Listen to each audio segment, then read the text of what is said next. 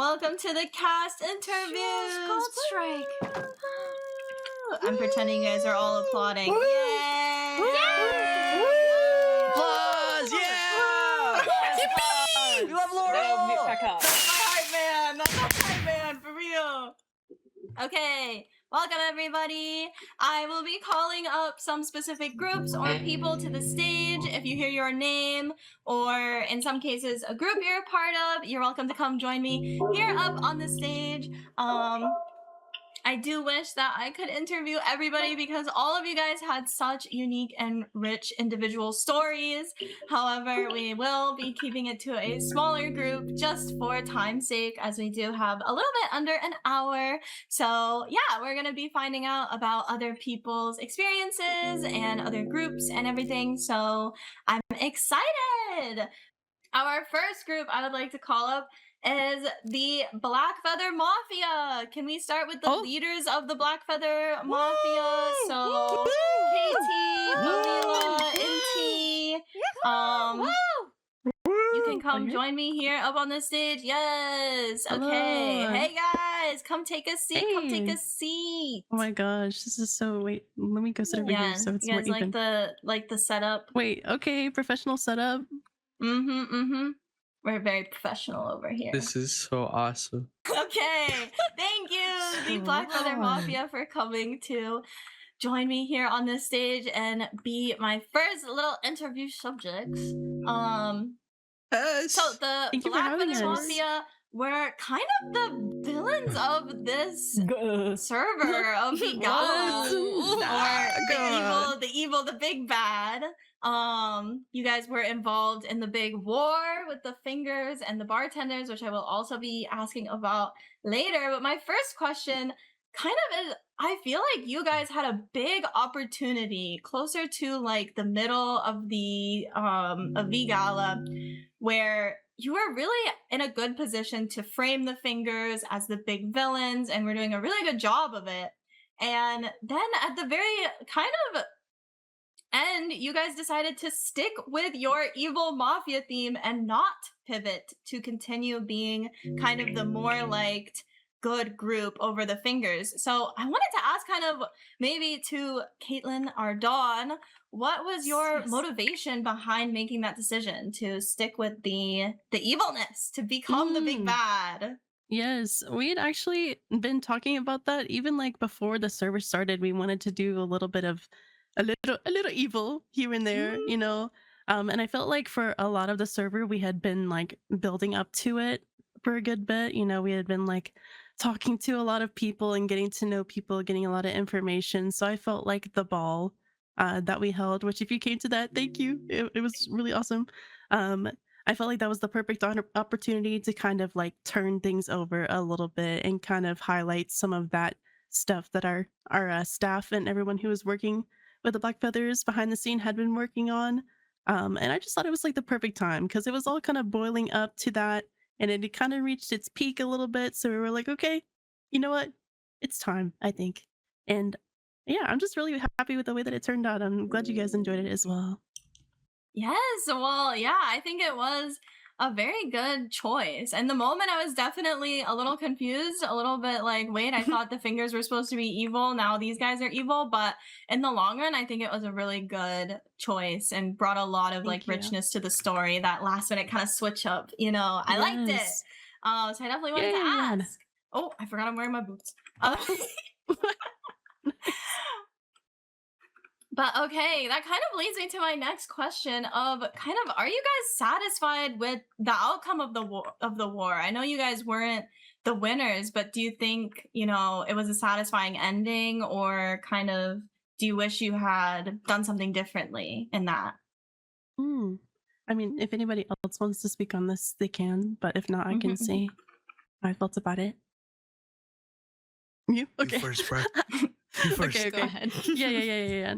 I mean, personally, I kind of like anticipated that kind of ending that we were thinking about, because like we said, we did kind of want to be a little bit of antagonist.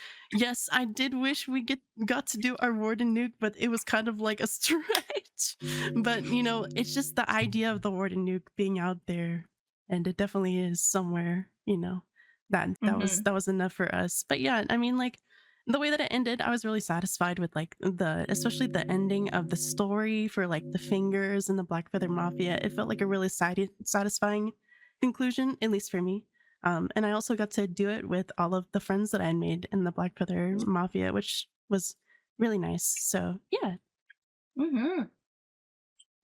Okay, kind of in the same vein, I wanted to ask, maybe I'll ask Balila, because I think you are more of the PvP kind of person in the Blackfeathers. No? Yes? No? Lying. Okay. Yeah. What do you think that you could have done differently to win the war? James, actually, with the Warden nuke thing, we were originally gonna try to strategize a little bit more. I remember there was some talks about maybe bringing the war to the Black Feather world or the Black Swan world instead. That way, we can like set up a bunch of different traps and stuff, and then we can also involve more of like the world building in general, which was like a nice idea. We sadly couldn't like prepare too much because it was such little time, but it was still really fun nonetheless. I at least managed to get some items that we could give to the leaders just so they could live a little bit longer, and then we could have the whole fight. But yeah, if I could do anything differently, I would definitely say get more get more ender pearls, and then bring the war to the Black Swan world, and then we could have an all-out war there. And that would be really cool, I think. Wow. Okay, I didn't even know about this plan to do the war in the Black Swan world. That would have been really, really cool. Yeah. That could have been like, especially because it's like a one block, like flat thing. You guys could have put in like breaking blocks under people and trying to lure the wardens. Okay. We had a very intricate plan that would have required a lot of different moving parts, but we didn't come up with a backup plan just due to lack of time on our parts. So yeah, it was kind of a stretch, but it would have been cool. It would have been cool. Maybe someday. Who knows? Yeah. Well, thank you guys so much. Thank you guys for joining me. Let's give it up for the Blackfeather Mafia.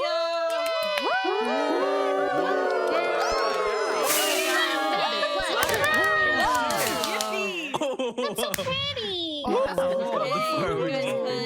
Head back to your seats. Thank you so much for joining me. Such good interviewees. And next up, you guys might be able to guess who I'm gonna call up, but I think it's time we call up the other side of the war. Can the Fingers come join me here on the stage? Let's go. Fingies.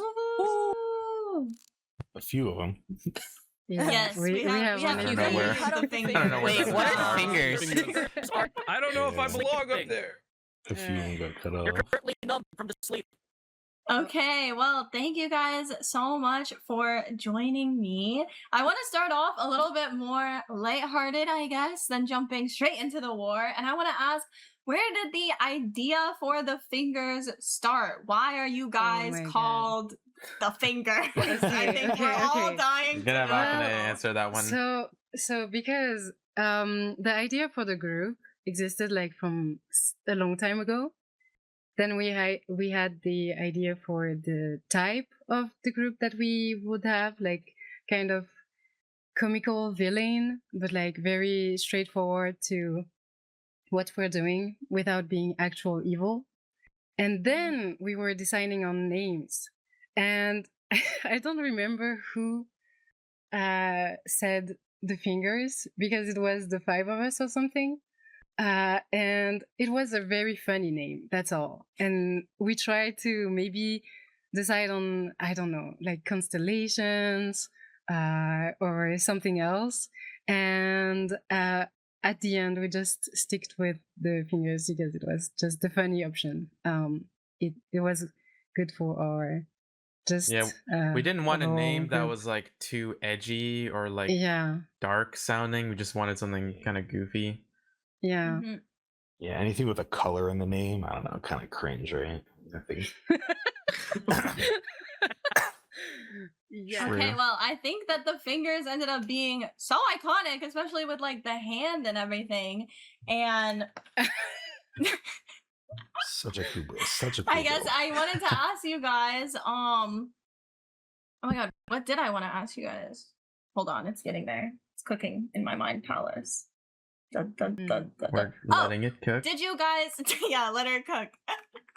Did you guys expect this kind of outcome that happened, where you guys ended up being the good guys? Were you surprised? Were you happy with it, or would you Yes. rather Oh my have been the God, big yes. bad? You know. That's such a funny one. I did. So the fingers was like, at least in the back of my mind, I always wanted to make the fingers like, you know, kind of villainous, but at any point, especially like day like 4, we would decide like, okay, are we gonna become the villains, or are we gonna try to become the good guys? I think like before each day, I had like a to-do list of everything we would try to get accomplished that day. I think it was day 4 where we were like, try to become the good guys, question mark, where we decided to pivot. I don't Okay, so the think pivot it was was a day conscious 4. decision. It's like it's more It of was the conscious. world. Yeah. Okay, yeah. okay.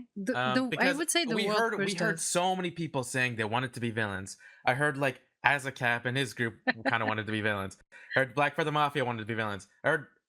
I swear like 2 other groups saying, oh, we want to be a little more villainous. But it's like, I didn't really trust that.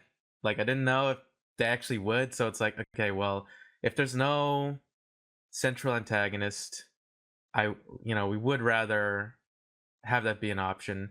But I always wanted to be someone that was like kind of good, like wasn't just evil or like just doing things out of malice or anything like that.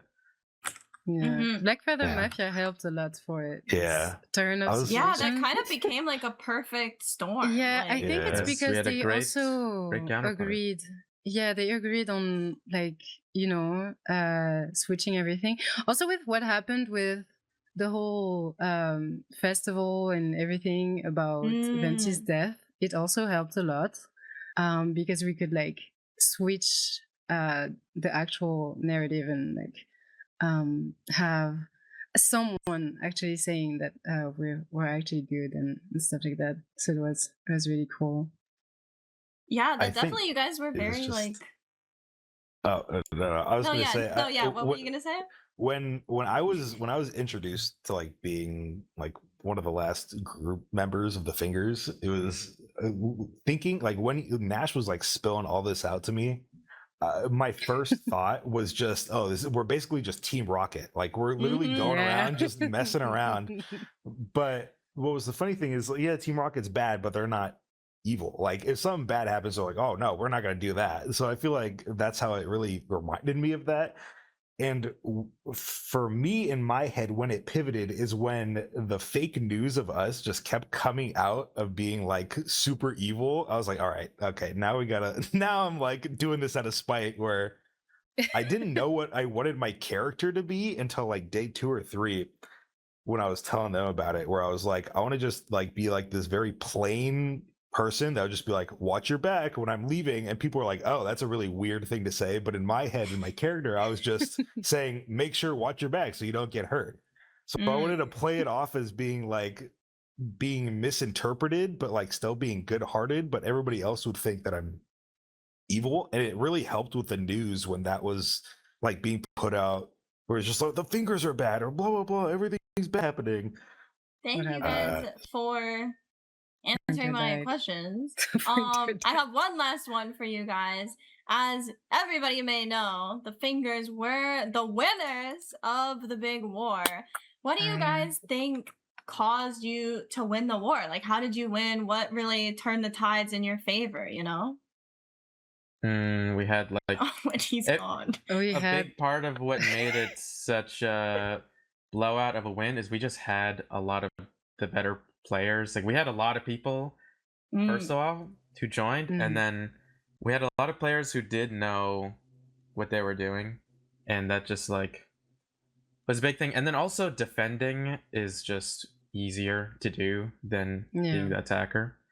And then also, okay, I looked at some of the VODs after the Black Feather Mafia.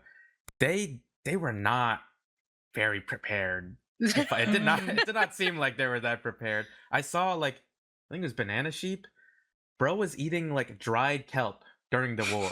It's like my game crashed. that was their food source.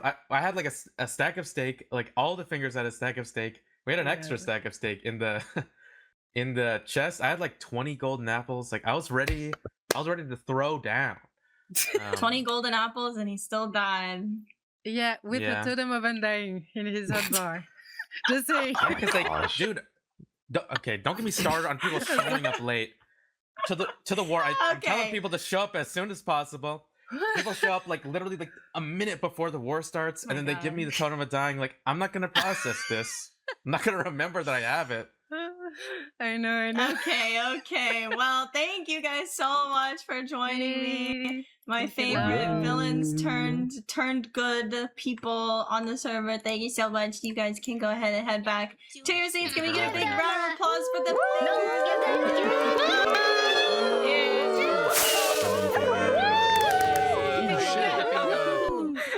Yay. So funny. Okay, next up, I want to call up one of my favorite groups here on the server and one of the most unique groups, I think, and also a group that I very nearly was a part of. I would like the Riftwalkers to join me up on the stage.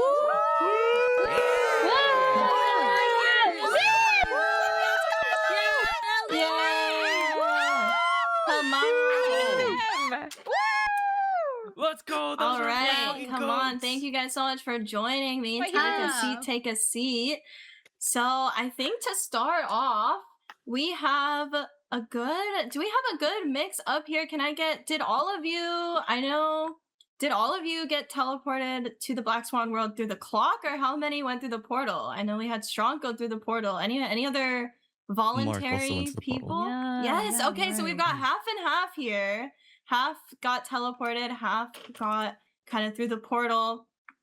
That is definitely one of my favorite Getting moments mad at James of the Bond for entirety fucking of mentioning, VGala like, the one- is that Mhm. epic moment you guys have got to, in the movie. It's definitely going to be in the movie tomorrow. Oh, God. Okay, there's What? a Movie tomorrow? epic tomorrow? moment where the movie tomorrow. There's this amazing moment where Movie the group that comes through the portal goes through the portal into the area of the Black Swan world at the exact same time as the other Riftwalkers you. are just happen to be Minecraft walking is through running that over area, me. and it really is, oh my god, it was cinema.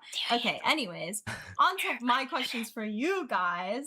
I want to start off kind of firstly, the Black Swan world is terrifying, and I want to ask how you guys survived. Like, how did you manage to make the Riftwalkers into such a strong group that most of you guys ended up making it out of there in the end?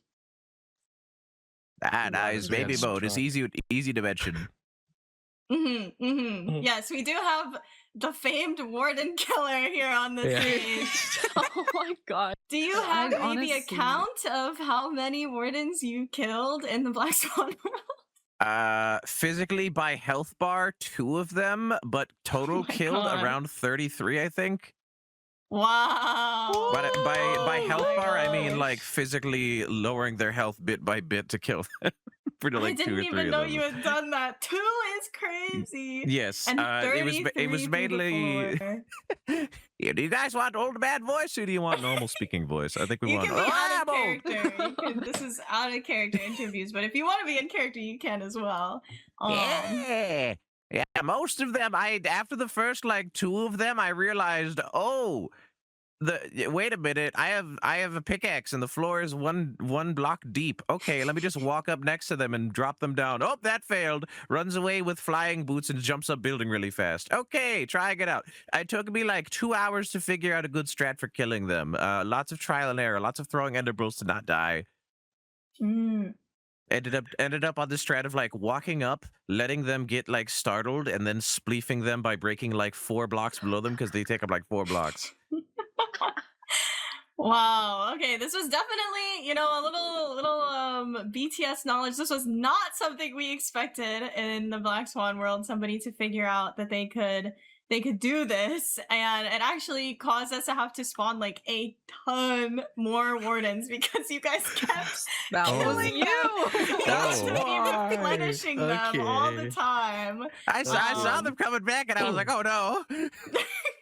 Hey, it wasn't me. I wasn't the one spotting them, but we did have somebody spotting them.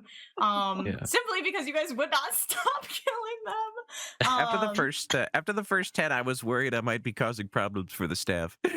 No, it was such an epic outcome. You guys really were such a group, and kind of onto that, in that kind of vein, I wanted to ask, kind of, the Riftwalkers were a group formed out of necessity rather than pre-planning like most of the other groups we see on the rest of the island. I wanted to ask, kind of, how do you think this affected the group dynamic and how you guys work together, and kind of how the group came together? Well, is it okay if I talk, or is it okay Yeah, if go I ahead. explain? Okay. I think it was kind of interesting because a lot of us, or at least like a few of us, we had very specific groups that we were a part of originally. So, like, for example, me, I was a part of the Mafia, and Ellie is a part of the Rosebuds, so is Mark, and then some of the others as well. But it was really interesting how during that time when we were there, we kind of like set aside any groups and affiliations we had for the moment. And then we had the one goal in mind, which was, okay, let's escape this world together. So that was like our main driving force. And after that, it was kind of just like we believed in our group ourselves, and then we were like, okay, as soon as we're all out, we will all be we'll still all be friends, but we need to go back to our own separate groups. So it was really interesting. I feel like a lot of our friendships had formed, and it was really cool. And then once we were in our own respective groups, we had gone our separate ways, but we still had our roots. Yeah, I think that's beautiful. I mean, you guys were such a unique group here on the island. Like, very interesting to see you guys really come together. Like, especially after that first day when you guys kind of formed some sort of like group to communicate with each other outside and everything. I was like so happy that this was kind of being successful, and you guys really were like working together and creating such a cool group. And then afterwards, just kind of being able to go your own way. And I guess in that similar vein, I wanted to ask, are any of you guys kind of, did you wish that you hadn't been transported or gone to the Black Swan world? Because as you said earlier, all of you guys had individual groups you were coming into this with. And I wanted to see, like, did this really disrupt that? Do you guys wish that you hadn't been, or are you happy with this? Maybe we can go down the line. Let's start Balila. Okay. For me, it definitely caught me by surprise because originally when I got transported, we were actually, I think, going on a mission with the Mafia. I was like helping them out. We were gonna have like some peace talks, and then in the middle of that, I got transported randomly, and I went, "Oh my god, where am I?" And I was so scared. I think it. I think I didn't account for it. That's the thing. I had a good plan at the start of what I was gonna do with the Mafia, and then once I got transported, I was like, "Oh my god, I don't know what I'm gonna do anymore." So it did kind of disrupt my plans, but it worked out in the end. So it was fun. How about you, Ellie? Oh my god. I was just in the middle of terraforming for the Rosebuds base, and then I just suddenly get I don't even see like the chat messages or anything. I just see a countdown on my screen. I'm like, oh, the server's closing. So I just go around the Rosebuds base and I'm like, oh, good night, guys, and then next thing I know, I'm teleported just into the freaking dimension. I'm like, I see Balila and Cookie, and I'm just so confused. I was just expecting to be like a really crazy, like environmental, like activist character, but I think character-wise, it was definitely like a story that I wasn't expecting to like deliver. I think it really made my character a little bit crazy to experience, wardens in a dimension that she's never experienced before. She was really interested in the environment, but also like I think most of us, like some of us, we lost so many friends and saw so many people die in the Black Swan dimension. I think all of us kind of had like some sort of survivor's guilt a little bit. But I mean, I think my character, while I didn't expect it, I think I was able to play it off pretty well and Yeah. create something fun with it.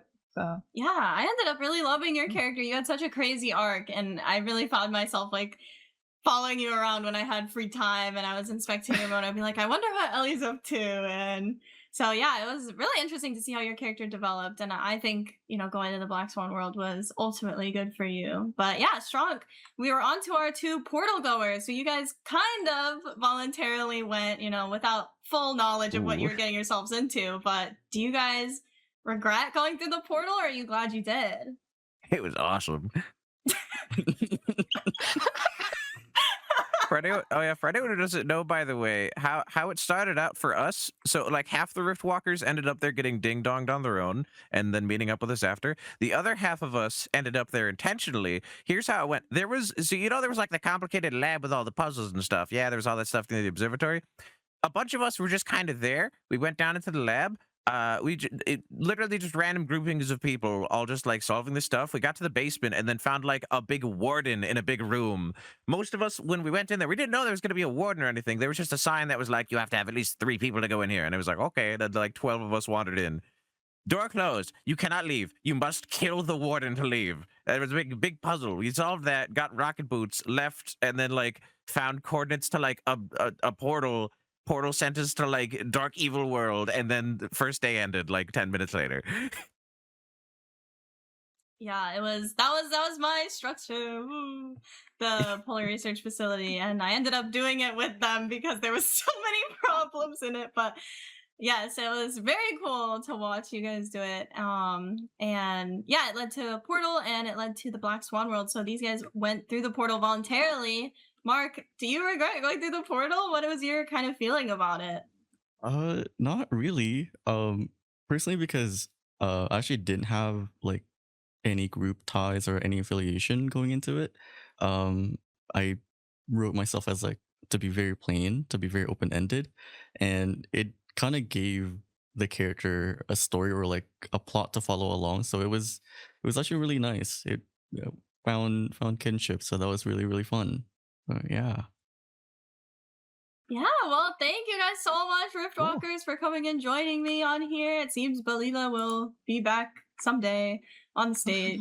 But yeah, thank you guys. I'm so glad with how the Riftwalkers turned out. The Black Swan world was so experimental. It was really one of the first kind of things I think done ever like that. So I'm so happy that it ended up creating such a cool place for all of you and so many cool interactions in groups. So yeah, can we give it up for our Riftwalkers?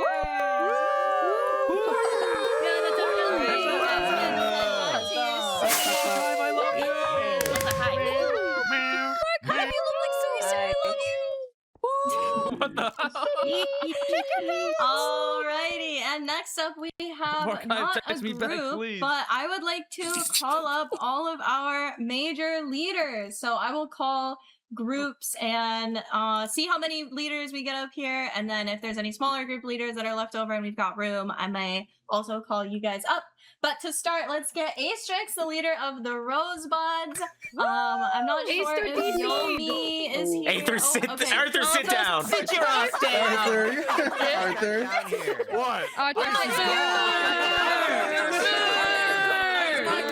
Let's go, Arthur. Hey, if you're Leader of the Rosebuds, I'm going up because.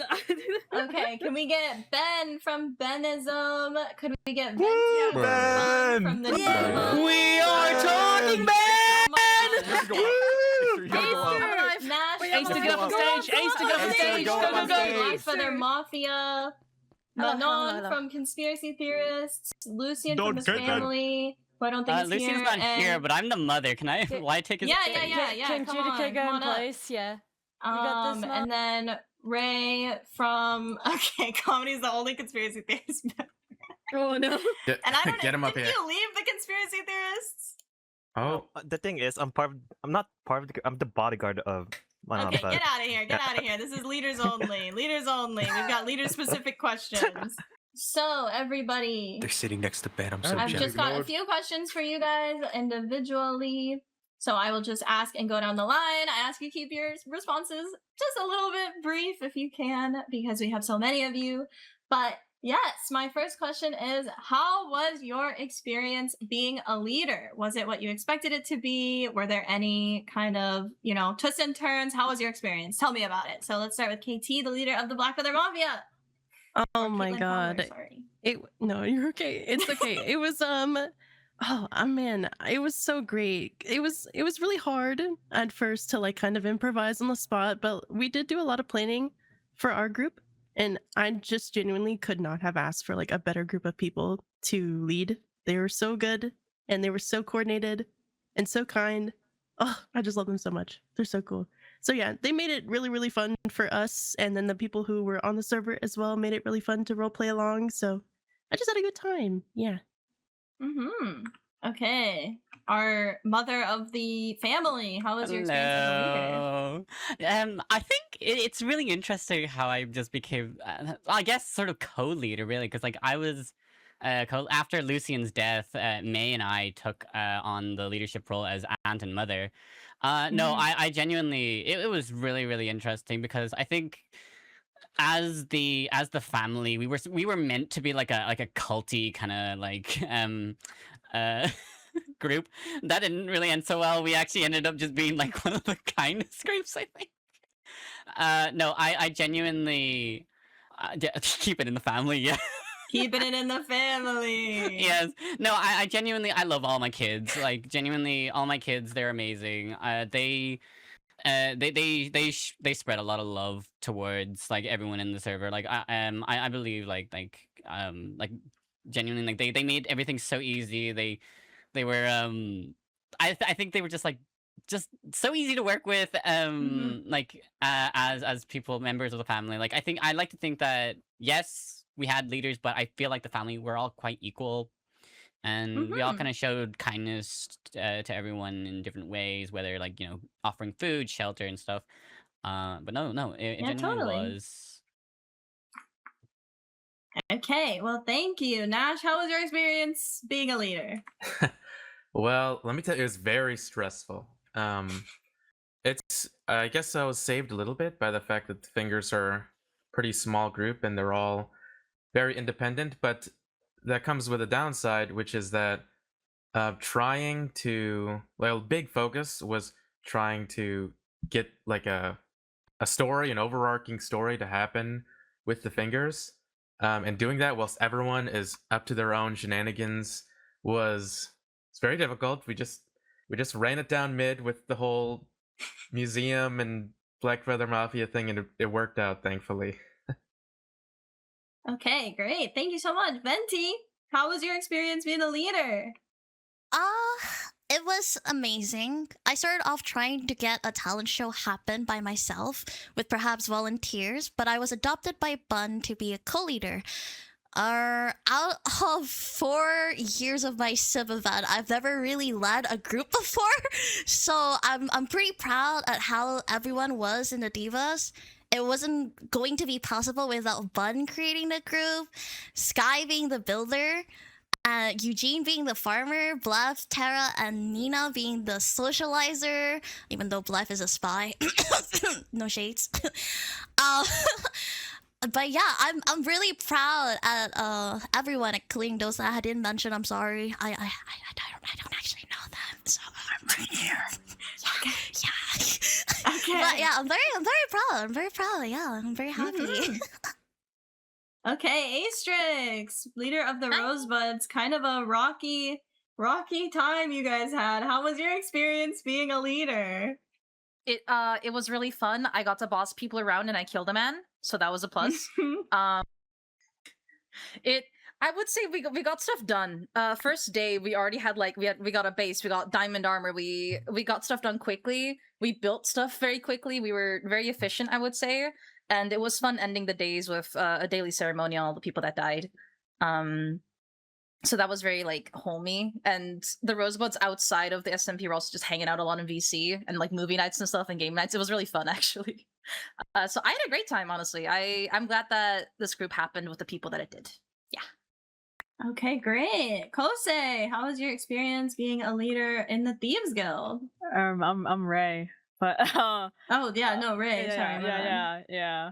it was great. I got to boss around people and take all their loot and all their rewards and sit around and build swan statues and houses. It was great. I love abusing my guild members. Okay, okay. Then I regretted being a leader because after sending 2 of my guild members to go rob the Bends so I could buy life insurance, I got killed by this dog. I don't know. Okay, well, thank you so much, Ray. Ben, how was your experience being a leader? Oh. Okay. Yeah, totally. Whoa, Ben, that's really controversial. I don't know if you could say that. Okay. Wrong. Oh my god. Wow. Whoa. God damn it. He's spitting. He said He's the spitting. line. Oh, he's spitting. Okay, well, Sirius, how was your experience? Who are you the leader of again? I'm sorry. I was the former leader of the Chanel the family, family. and the Spinel Society, a secret misinformation guild on the island. We came in day 1 with the complete idea to completely just completely spread chaos upon the island by spreading misinformation via all of our members in groups. Is it? Am I lagging too, or is it just Sirius? Yeah, we're getting that too. I think it's Just Sirius. We get it too. Oh, just Sirius? Okay. You're cutting out. Okay, how was your experience being a leader, Phantom? I was not quite a leader, but I'd say I was an organizer for our little group. I built us our little base. I kept us kind of safe and secure and together at times. We did, like Sirius was trying to say, we had a good few people kind of scattered about the island. We were a lot more of a decentralized group. We had people in Transport Inc. We had one of the most lovely people, our good friend James Bob, was actually had a finger in pretty much every pie out there. James Bob. There he is. But yeah, we had come into this planning to be a misinformation guild, and that was very quickly kind of upended day 2 when Sirius died very, very badly right in front of me. So another one of our members, Dorothy, who isn't present, kind of took up the mantle. And we quickly went from a misinformation guild to a cult of personality, I suppose. And ended up murdering a man to bring back Sirius very temporarily. Yes, don't know who that would have been. A very cool plotline. I was very fascinated reading those tickets that you guys were going very into detail about that, and I'm glad we were able to facilitate that as a staff team. And yes, I did have maybe a few more questions for some of our leaders, but I think all of you guys really answered all of them. It kind of went from what was your experience as a leader to kind of what was your group, how was your group. So I think that is all I have for our amazing leaders. I want to say thank you guys so much. Can we get a huge round of applause? I love you,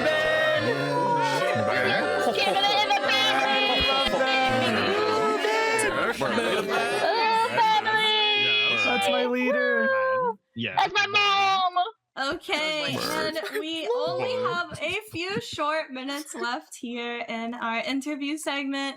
And for our last group, I want to call up the people who you guys maybe didn't get to see as much. I want to call up the people very near and dear to my heart, and I would like my fellow VGala staff to join me up on this stage. So we've got I will introduce all of these wonderful people to all of you for time's sake. We've got Farah on the build team, Ari, my fellow mod, Faye, also a mod, And a lot of people were on event planning. I'm not entirely sure. I think Ari and Faye were on event planning as well. Ali on the build team and event planning. We've got James, assistant director. We've got Roy, the director, and we've got Ari, another of our assistant directors. Can we get a huge round of applause for all of my fellow staff members?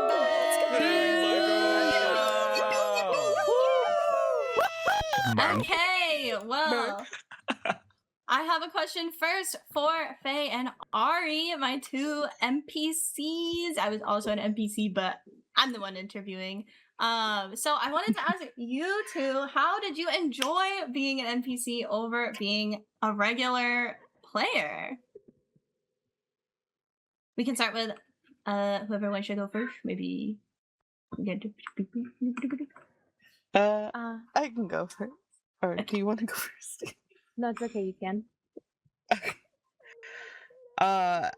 I absolutely loved getting to interact with everybody and being on the end of seeing everybody. Sorry, I'm a little nervous. But it's okay. I absolutely love being able to watch everybody as their stories unfolded and even get to be a part of some of them. Being an NPC was something that when Roy asked, I was like, oh yeah, that sounds like fun, and I hope everybody liked my character, and yeah. I love your character. Okay, Faye, how was your experience being an NPC? It was so much fun. I really enjoyed being an NPC. I felt like this time compared to like with V Island, I was able to interact with a lot more people. So it was fun to get to interact and see everybody's stories on like a more personal like basis, but like still just be like a watcher. I totally agree. It's so fun playing a civ event where you can't die and you just get to go around and like talk to people. It's like kind of the best thing ever. But yes, thank you so much to my fellow NPCs. And this is a question for all of my staff, and I'll go down the line asking one at a time. I wanted to ask everybody, what was your favorite behind the scenes moment? This could be before the server started, after, whenever, in the lead up, you know, anything that happened, building, play tests, or something that happened even just during the gala. It doesn't even have to be, I guess, a behind the scenes moment, maybe your favorite moment overall. But yeah, what was your favorite moment? Starting with Farah. My favorite moment before VGala started was, I think, play testing the club sacrifice. That was really fun. And I liked the part where we read the rules wrong and everybody died, and then we had to redo it. I think my favorite part of the event was when I took part in a nefarious plot to kill Koji. And we watched him run around for like way too long while he was being hunted down by the Black Feathers. And it was very entertaining to watch because it took like a comedically long time and he was just trash talking the entire time. We were all watching that in spectator chasing with you guys, and it was so funny. It was really funny. Okay, Ari, did you have a favorite BTS moment? Oh, there was a lot. There was a lot of favorite moments from sitting there and watching Love Island to winning Club Sacrifice after I lied to everybody. Yes. To Faye and James bopping me back and forth like a tennis match. When we were testing out the teleport system from my moon to the stage. There was a lot of just moments that it's hard to say like what my favorite one was. So true. So many little moments I feel like that you might not think are like kind of something huge to mention, but just so many little things behind the scenes that I feel like were so fun. Yeah, Faye, what was your favorite BTS moment? I think all of the nights where we ended up staying up super, super late, just working on all of the builds together, and Ari would stream Love Island or Traders, and how into it everyone would get while while building. I also liked one day after one of the event days had ended, Ari banished me 300,000 blocks away. So I forgot that happened. Oh yeah. My gosh, I didn't know this was happening. I was trying to teleport her to her own store, and it didn't go well.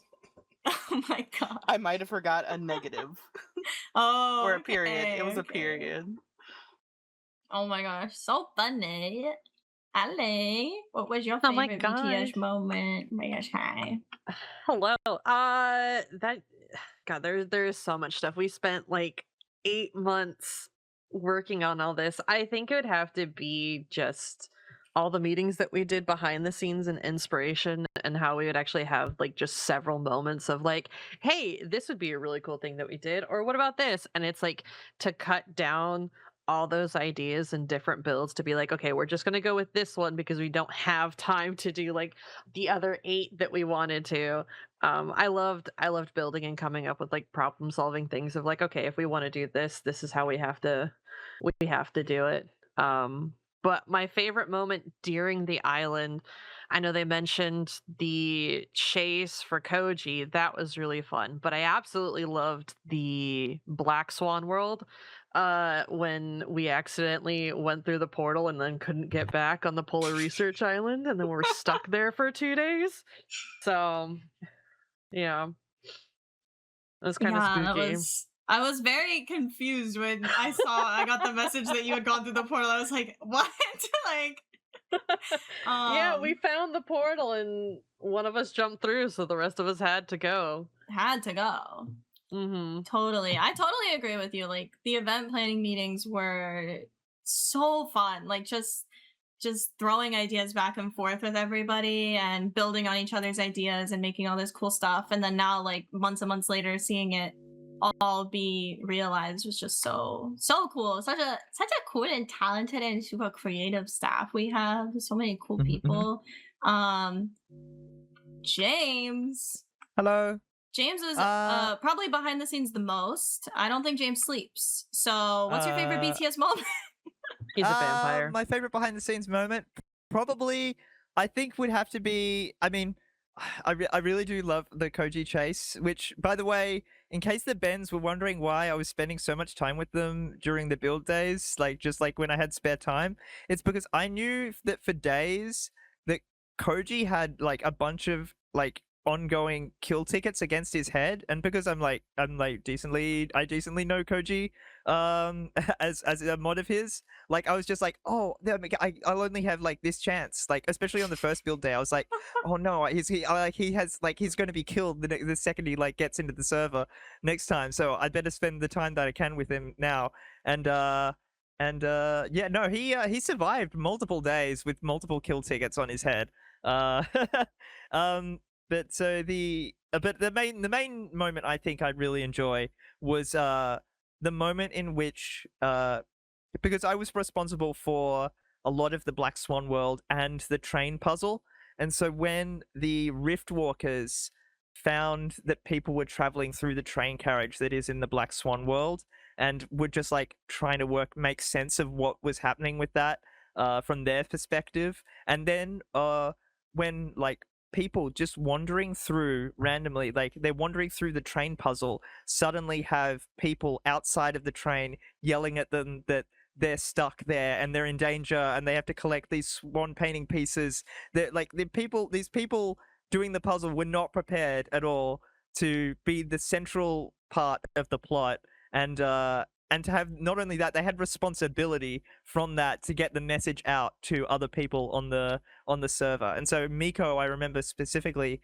like was taking a roll of names and who was associated with who, so that information could get out to people. And it was just like I really enjoyed that moment. I enjoyed that moment because it was everything coming together. As I think maybe it was Laurel or someone saying before that the moment when like, because it was just after the Riftwalkers, the Riftwalker group that was sent there by getting clocked, and the group that was sent there through getting to the portal. It was just after they had met, so that moment came together perfectly at the right time. And then they all discovered the train puzzle and the train communication, and getting the word out to all of you back here that about where they were, because we restricted both their communication out. They couldn't communicate, and they also like had restrictions inside the Discord server as well. I think they couldn't see some channels in the Discord server as well. So it really was, they were locked in another world for those 3 days. So that was definitely my favorite moment. Yes, my favorite BTS moment was the train playtest. I'm just kidding, it wasn't. It was my least favorite.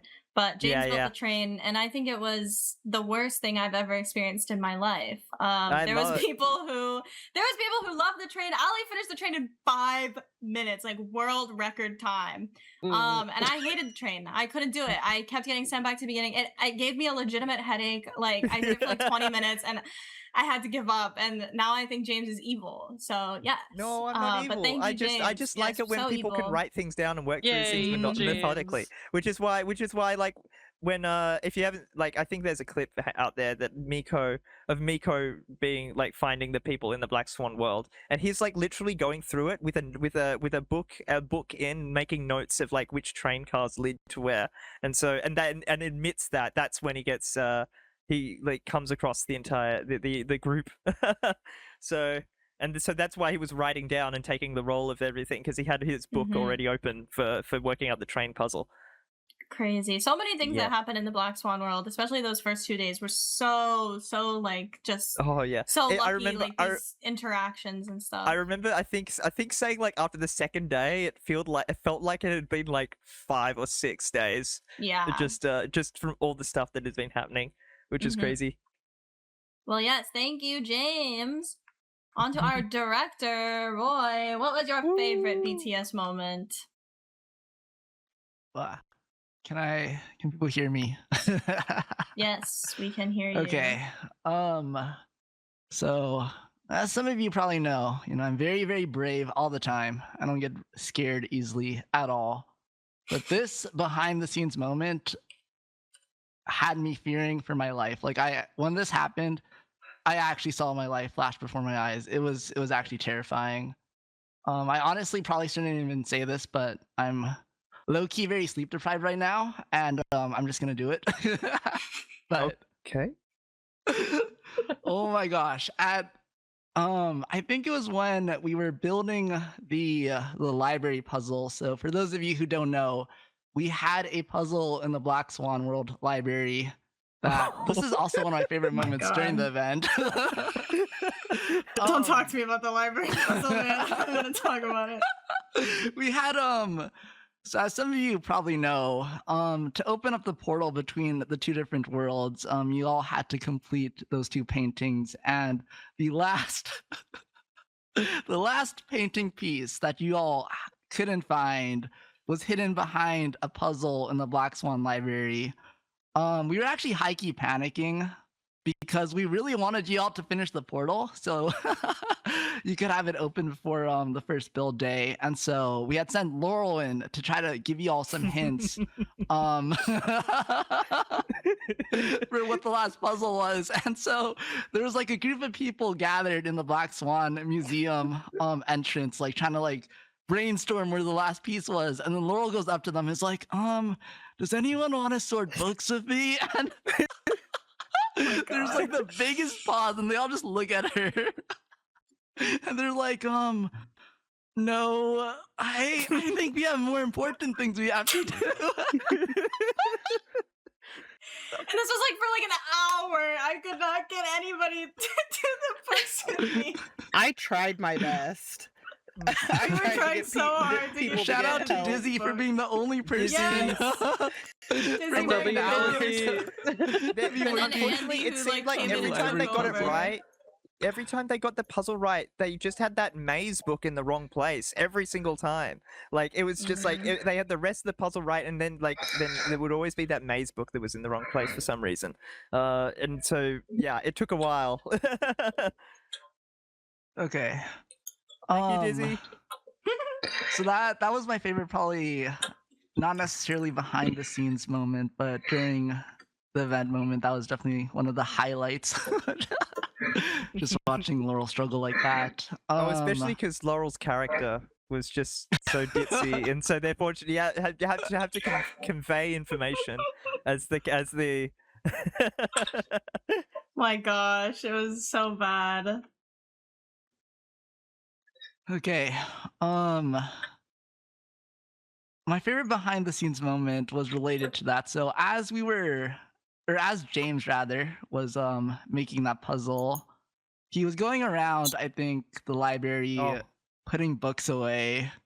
And I think me and Ari were online at the time and working on something else. And then James just like asks us like, "Hey, did one of you put this book here?" or something like that. And we're like, "What book?" Oh my god. And James is like, "There's a book here that's very inappropriate."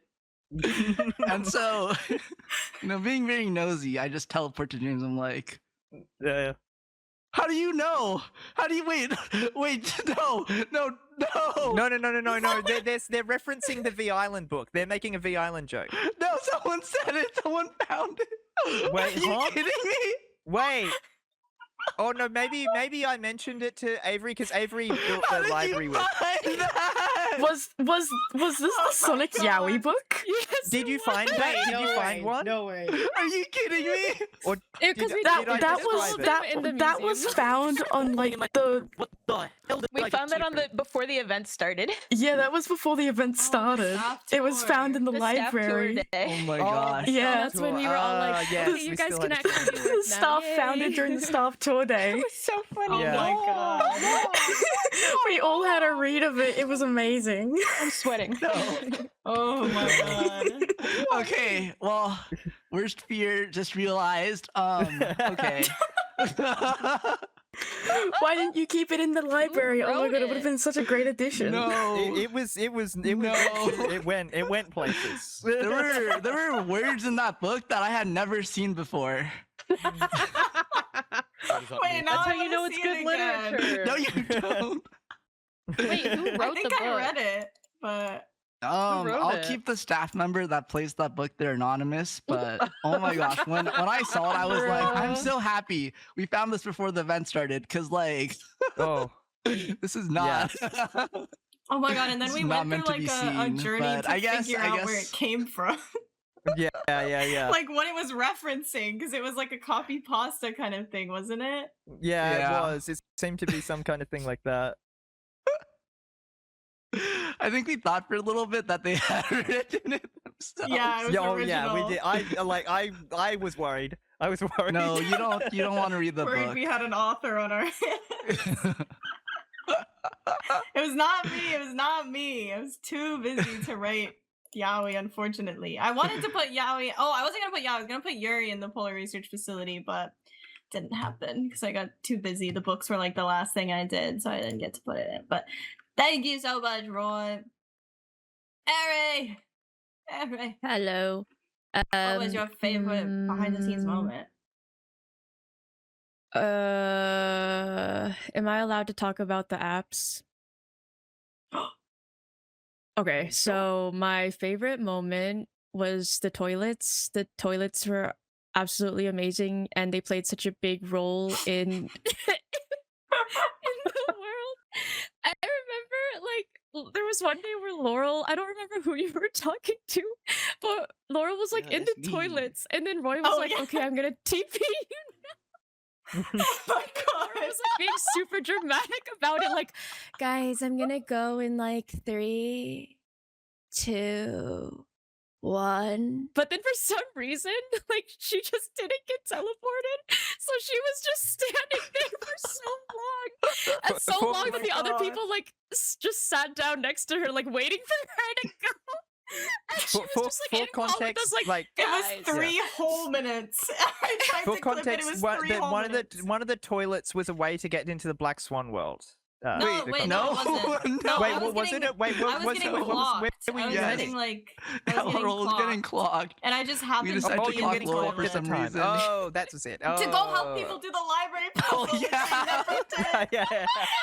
And then it was, oh my god, that day was just, oh my god. Hearing Laurel like in the staff call, like explaining things like in her actual like voice, but then like going back to her character was so fucking funny. Oops, sorry.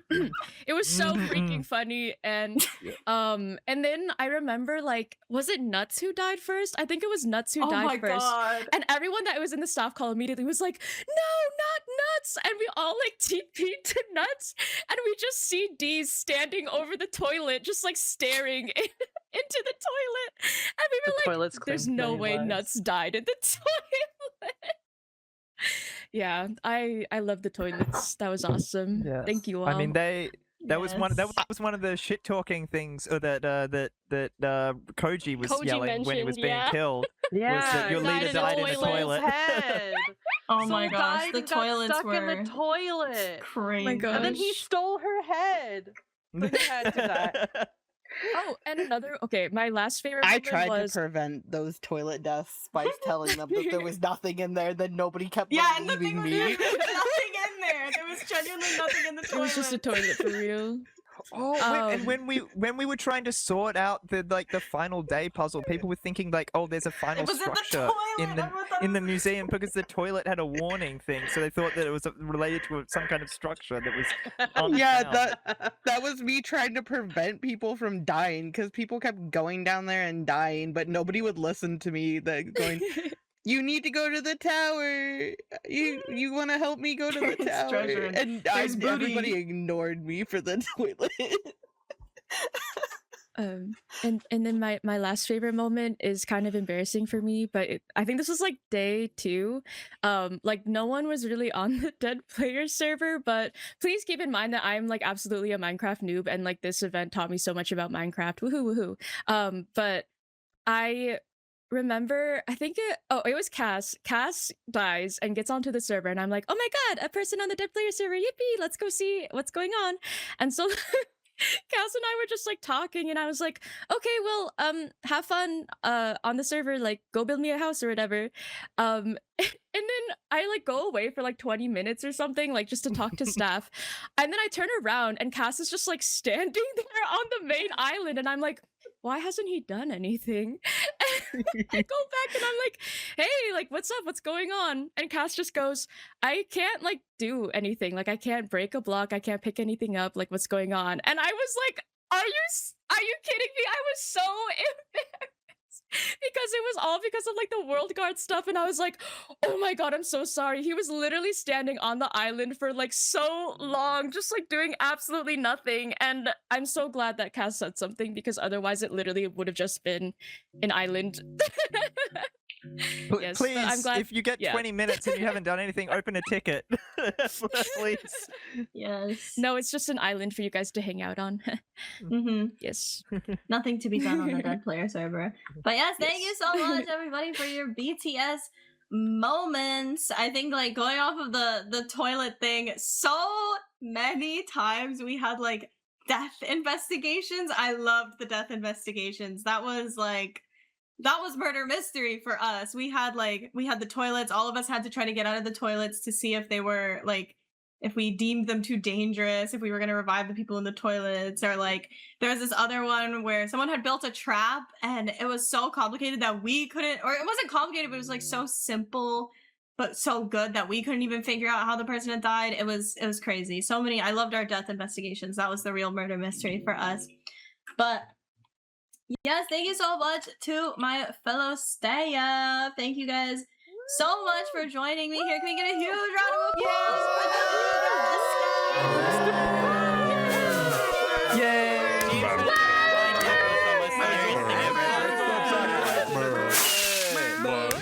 Oh, there goes Al. And there goes Ali. What was the idea behind club sacrifice? Oh. the idea behind Club Sacrifice, was pretty much being evil. It was, I think, supposed to be. Roy did the whole thing, and it was really funny because Roy kept it all under wraps, because the staff were playtesting it, and he didn't want us to know anything about it. So we did not get to know anything about it, but I think it was supposed to be kind of like inspired by Saw, like kind of those kind of like death games, like I mean, also like it felt like social games anyway, that kind of thing. But I mean I guess I can say this, but like Roy was very tempted to cancel cancel Club Sacrifice. Even I think after we had announced it, it felt like because I don't know whether or not he was his guilty conscience or whether or not or something to do with that, but we got almost very close for it not to happening. But I insisted. I think all of the staff kind of insisted, but mainly I insisted because that was the only thing Roy streamed of this entire thing. Unless he's streaming now. Is he? Roy, are you streaming now? I don't know. I think Roy's dead. I hope he's streaming now, because otherwise Club Sacrifice was the only thing that he would stream of this entire event, because with all the work that he spent putting into it. Oh, okay, he's hiding. All the work he's put into it, it's so much, and then he without Club Sacrifice he would not have streamed anything from the event, and so therefore I was like, no, you have to absolutely.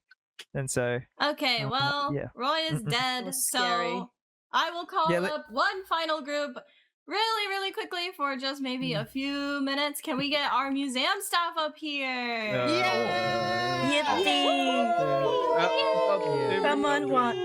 No, I didn't go through the floor again. Don't worry. Don't go through the floor. My bad. I didn't mean to do that the first time. Hello, everybody. So our museum staff are, as many of you guys may know, are non-VTubers. So you guys have a very unique perspective of the event, and I guess that's kind of what I wanted to ask all of you guys. How was your experience being museum staff? How was your experience being non-VTubers surrounded by 300 other VTubers? Did you guys enjoy being kind of the odd people out? Did you feel welcome? Did you feel different? All of that kind of thing. Give me the rundown on your experience. I guess we'll start with Clop. Although, are you? No. I have to talk. Don't worry. I'll talk. Glob, speak. Okay. Sorry, guys. We didn't tell you Glob speaks. Oh my god. I am very experienced in civ events. The only reason I enter here is because in the summer months, there usually aren't as many advertised. So I was just scrolling by Twitter, seeing what there was on about civ events, and I found you guys. I went in, and although it's a little bit unusual, the adaptations for the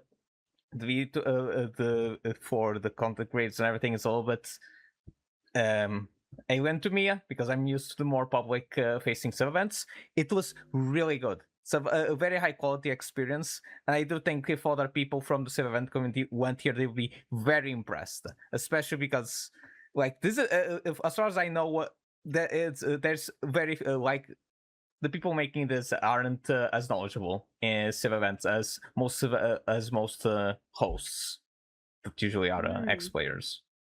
Yes, we have Roy participated in his first civ event in Everwinter, I think. So he had already run VCiv 1 before then. VCiv 1 was my first civ event. Since then I've done probably 5 more. And kind of throughout the team. Oh my gosh, now I'm being interviewed. Okay, I did Everwinter, Grand Strategy, Unexpected Landing, Ruinous Sands. So many. And there's definitely one more and I'm forgetting about it, but yes. Did you do Adventure Ascension? Oh, Adventure Ascension was not a civ event, but yeah, it is a Minecraft. Was and it? I do like other Minecraft. That was a role play thing. Role play type things. But yeah, those kind of I feel like we kind of combined those experiences, civ event, and more role play heavy experiences. So I'm glad I was. It's more a role play heavy civ event, more akin to Progeny. If anybody knows Progeny, is the closest thing, although it's way more more roleplay heavy and modded. It's really cool. Yeah, I'm glad to hear some people who are more civ event heavy enjoying our event and thinking we're cool and high quality. Yeah. But yes, Koki, how was your experience being museum staff, being the non-VTuber and the VTubers? How did you enjoy it? Since we're short on time, I'll just keep it short and simple. It was a good time. It was a good time. Thank you. Yes. Okay, Girsu. What's up? I'll also echo what Koki said. I had a fun time. It didn't feel too weird, I guess, being like a group of non-VTubers within this whole like VTubing event. I had a lot of fun just like interacting with people, interacting with fellow museum staff. Yeah, it was just a fun time overall. Great. Oh my gosh, thank you so much, Carrie Ann. How did you enjoy your time?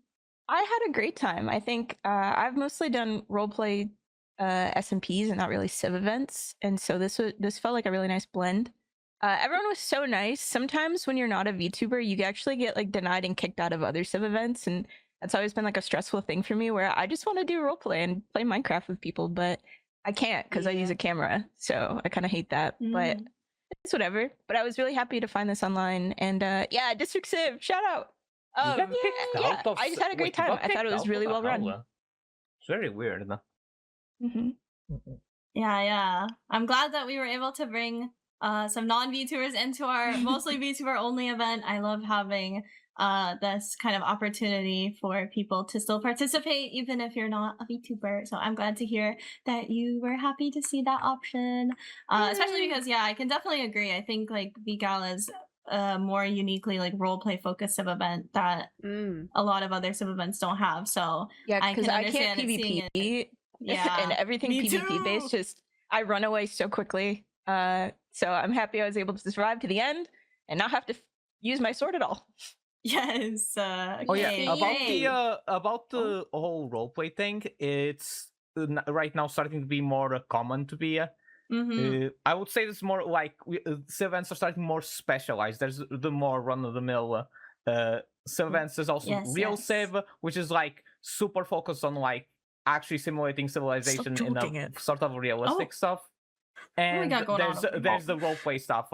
Yo, Progeny. There's also some others. I think storyboard and yes. Well, many other events. Sorry to kind of cut you off, but I do want to kind of get through the rest of us before we've got to wrap up for awards. Yes, Zella, how was your experience? I wish I could zoom in more, but unfortunately, this is as far as it'll go without a spyglass. Just like what Koki and Kirsi said, it was pretty fun. I interacted with a lot more people than I thought I would. Huh? What? Oh, sorry. I think that was somebody else. Yeah. Yeah. I just interacted a lot more people than I did last time, so I'm very happy for that. Awesome, great, yeah. Oh, and I am so glad to see some of our non-VTubers returning from Piece of One as well. Shout out to you guys. Avery, how was your experience? I had a lot of fun. Same thing as what Carrion said. I actually almost didn't apply for this because of what I'd heard in the VTubing community about how some VTubers are very gatekeepy around their events. And this has just been such a wonderful event, from talking to the Rosebuds to trying to make deals with the Black Feathers and trying not to get killed by them because, oh my god, that was a whole thing in itself. Trying not to kill myself because, oh my god, the amount of just cliffs I would walk off of and nearly die. It got to a point where like I got down to 2 hearts at one point because I walked off the cliff near the museum and I got down to 2 hearts and it was just like, oh my god. Red, I'm so sorry, but I just could not get to anybody. Oh my god. When I got transported to the dead server as well, all of you who chased me around, you guys are sick in the head. That was scary. Wow, I did that- not there know was- such an experience occurred. Yeah, so I canonically got so drunk that I went into a coma and ended up in the dead world because some people were lagging into the dead world. And I was one of them for like half of a day. And for the my first God. 30 minutes that I was in the dead world, people were chasing me, trying to grab my soul, trying to grab my skin to be alive again. It was just like, oh my God. Wow. It was terrifying. But but yeah, overall I just had such a fun experience because this was my very first Civ event, and I'm glad it was with this group of VTubers because I've made so many friends. I apparently now have a husband. That wasn't meant to happen, but it happened. But yeah, I had just so much fun during this. Yeah, oh my gosh, first Civ event. Yippee yippee. So many first Civ event people. V-Civ 1 was my technically kind of my first Civ event. I did something small before them, but I don't count it. So yeah, it's such a I feel like V-Civ VGala, you know, we set the bar high. Good first Yeah. Civ event. Especially seeming like I was a SMP role player, so going from soft role play to heavy role play, it was so much more fun because you're just constantly in the role play like mindset where everybody's in role play, everybody's wanting to get their stuff done. Whereas in SMP, you're in role play half the time and half the time you're not. So this was like a good starting sort of heavy role play event for me. Yeah, totally. And on to our last museum staff member, Juan. How was your experience? Well, first off, writer me has fun writing this character. Builder me did not like my timing here. As you can see about the gigantic tower that took 3 days and the wedding venue over there that's been going to be used later on. This is actually the first as well for a roleplay civilization event. But I have already been on other let's call this VTuber centric events. Shout out to intern for getting me here because I wouldn't be here if I didn't hear from them. Woo! W intern. Well, yes, I'm so glad to hear from our museum staff. You guys are such a unique bunch. All of our lovely, beautiful non-VTubers. We did actually, I think, have a VTuber end up joining museum staff as well. But I think that was Kai. I don't think they're here today. But yes. Thank you guys so much for joining me. Can we get a huge round of applause for our amazing museum staff?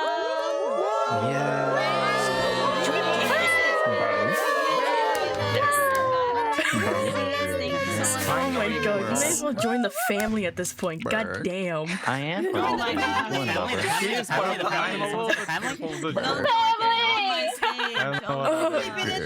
Laurel, so many people are making it on stage. Now twerking it on my stage. Okay, well, I think we are going to hand it over to our award show here. But thank you guys so much. Thank you to everybody who, my beautiful interviewees. Thank you guys for being a wonderful audience. And I hope you guys enjoyed the interviews. Yay! Awards day! I get to join you guys in the audience. Yay! Oh my God! Hi, Laurel. Oh. Oh my God, hi! We are moving on to the awards. Okay. So how this will go is I will list 4 nominees for each reward category, and then I will announce the winner. I will have the winner come up, present them a swan head as a reward, because we maybe low-key forgot to prepare a different statue, but I hope the winners can enjoy their swan heads, and then they will also have a little time for just a few words, and then on to the next award. Okay, so first off, most likely to solve a real murder mystery. Our nominees are James Bob, Scooby Q, Balila Humbug, and Detective Goose. And the winner of most likely to solve a real murder mystery is Detective Goose, who I believe is not here. So Damn. I'll just put this. I'll take it for him. Crazy.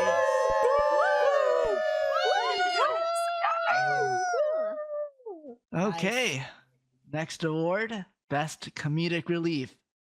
Our 4 nominees are Ben, Kerbo / Lost Dog, Yeah. Professor, and James Bob. And the winner of Best Comedic Relief, Most Funny of VGala is Kerbo, the Lost Dog. Let's go, Gerbo! You made me cry. That's your dog. I almost killed you. Wait, Kerbo, come back. We need a few words. That's crazy. Okay. Yes. I'm here Say for some words. words. I guess question, Kerbo. Okay, yeah. What I'm ready. would you say was your funniest moment in VGala? Dude, the best part is I don't remember any of them. No. I guess my Hot dog.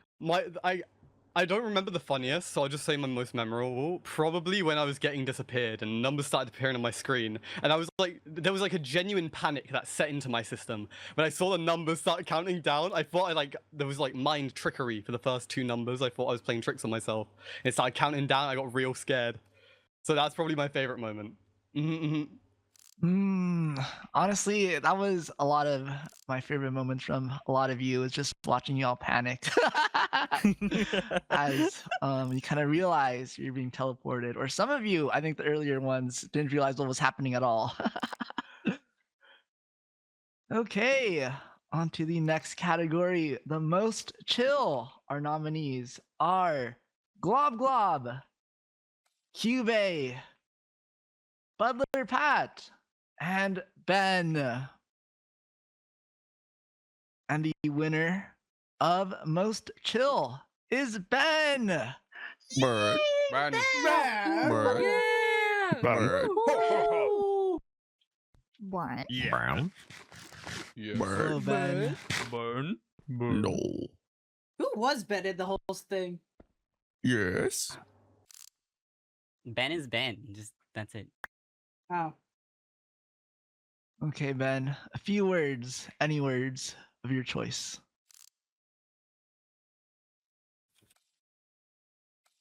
That was beautiful. Bird. Let's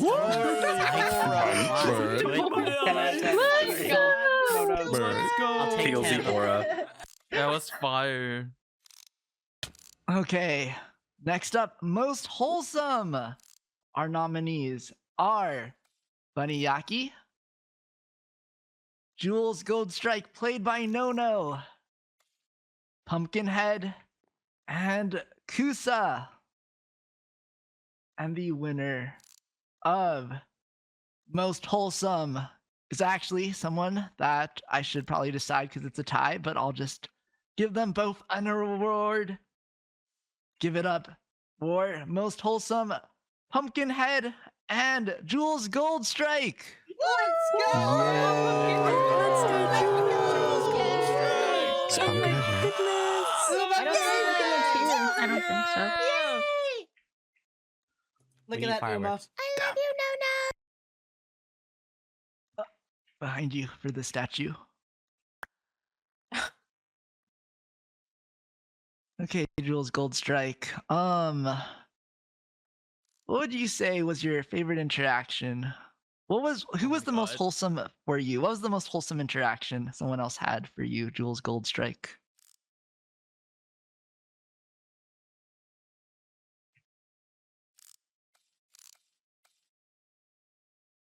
Muted. You may be muted, Jules Goldstrike. Oh, they're in a group and they can't chat because they're in maybe a closed group. Oh no, it was because I was being a silly goose. That's Oh, it. okay, never mind.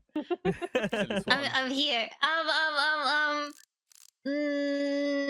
my favorite part was when the campfire crew, we were waiting for the submarine puzzle group to finish, and we were waiting on the beach, and we made a little hut, and we were around a fireplace, and we roasted marshmallows and told scary stories, and it was really cute. Wait, that's actually so wholesome. What the heck? It was raining, so we were like, we need a roof to be underneath. Wait, that's beautiful. And the group made it out successfully, right? It was Mark died. oh. Stairs. Stairs. Yeah. Dang, Why did you Mark. mention that, Roy? Quite a lot of people died in the airlock. Yeah. Okay. Thank you. No, thank you. Thank a bit of a you more. awkward way to end most wholesome, but I appreciate you, Jules Goldstrike, as well as all the other wholesome nominees. Up next is Biggest Hermit. Our 4 nominees are Yomi, Astrix, Mox, and Prince Leaf. This is, of course, a pretty strange category, since you would think Biggest Hermit, truly the Biggest Hermit, no one would actually nominate them because no one would know them. But of our 4 nominees, we actually have a 3-way tie between Astrix, Prince Leaf, and Yomi. Are any of the 3 here? I think I saw Astrix. Yeah, Astrix! Yomi isn't here. That's our Hermit leader. Wait, do I? Okay. Guys, to go. Put down some carpet. Wait, oh. Okay. Wait. Oh, okay. Oh, thank you. Oh, okay. Thank you. Wait, I got 2. Wait, here. There we go. Okay, Astrix, I'll start with you first. How does it feel going from a group leader to voted as Biggest Hermit? How did that happen? I think murdering the man may have done something with it. I did yes, not that does expect be tend to voted isolate for you from Hermit. society. I did go into exile, but I came back, and I did plan on coming back and then having a big finale where I was going to explode the cemetery and then die in the explosion, but then everyone was just kind of gone, so I lived. Yeah, I didn't expect to be voted Hermit, I'm gonna be honest. Well, right. congratulations on your award regardless. Thank you. Prince I'm Leaf, honored. I believe you may have been either the winner or at least one of the nominees for Biggest Hermit on the island as well. How does it feel being back up on the stage for Biggest Hermit again? I tried to not be a hermit this time, so I didn't know why I still got voted. Maybe because I lived like at the farthest point of the island, so I didn't get to interact with people much. I think my theory is just your regality and poise made it maybe difficult for others to approach you directly. Is it? I'm very nice though, so I hope people approach me next time. If there's a next time, yes. Hopefully, But yeah, thank we'll you. see. We'll Thank see. you, I'll thank you. talk about the future of VCiv in the future. But Thank you. Prince Leaf. Also, though, speaking of Prince Leaf, he is debuting soon. Make sure to check that out. Oh, Plug, I'm ready. Okay, next. That's my husband. What? Next nominee, or rather, next category is Creator of Chaos. Our nominees are. Wait, we have an entire group here. Okay, the Fingers, Astrix, Skippy, Evil, and lastly, Nash Nougat. And the winner of Creator of Chaos is Nash.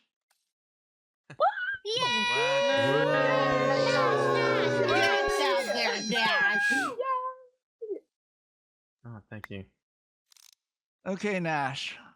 My question for you is, did you go into this event intending to create a lot of chaos?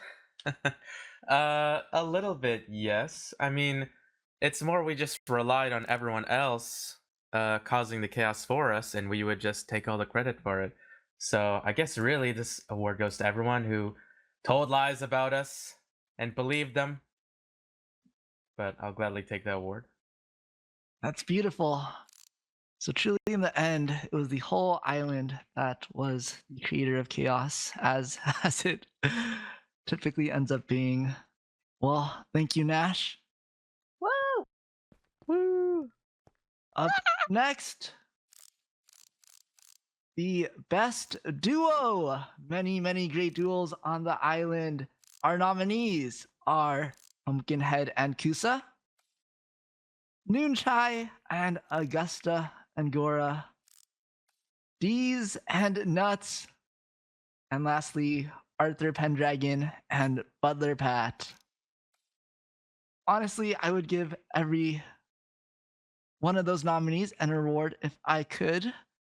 All top tier duels, but our winner is none other than Noonchai and Augusta Angora. Let's go! Let's go! Yay! There's no way. Hello. Hello. Thank you so much. Okay, so as My winner, duo wasn't even here right now. Yeah. But She's I do need you to prove your dualness, so you'll have to speak on behalf of what? Augusta as well. Well, no. She's in my head right now. She's in my head right Okay. now. So, question for you two then is what was your best duo moment, I guess? Okay. Let me deliberate. What do you think? Yeah.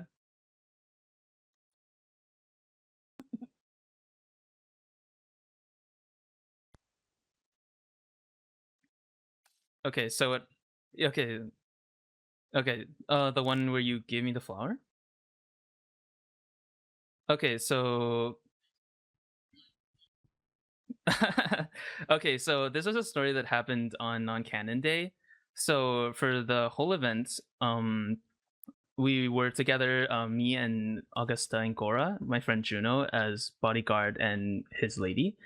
And basically we had this little thing of like, okay, I'm like doing so much to like protect you and like make sure you don't die, but there's not, I haven't really like been given like the thanks for it, I guess. So on the last day, she went out on her own and found me a little flower, and she gave it to me, and she said that it was a dandelion, right? So she said that she wanted me to be able to like strike out on his own and expand my horizon. So yeah, fly free. Yeah, fly free. So like a dandelion, but Chai, my character, he says he appreciates the gesture, but I decided that I was right where I wanted to be, at least for now. So yeah, it was a very sweet end to their little arc, I think. Just going from bodyguard and lady to friends, close friends. Wait, sorry, that's actually so beautiful. I was like, ooh. Sorry, I Oh my gosh. I might have spoken a little too much. But No. thank you all Thank for you, your thank you. votes. Oh my gosh. Thank you so much, director. Sorry, I was like, Oh my I was gosh, Jules! immersed. I was like in the moment. That was truly beautiful. Well, thank you both, Chai, as well as Augusta and Gora in Chai's head right now. In my head right now. Okay. Thank you. Of course. Thank you so much. Up next is Best Romance Plot. Our 4 nominees are Edward and Sumir.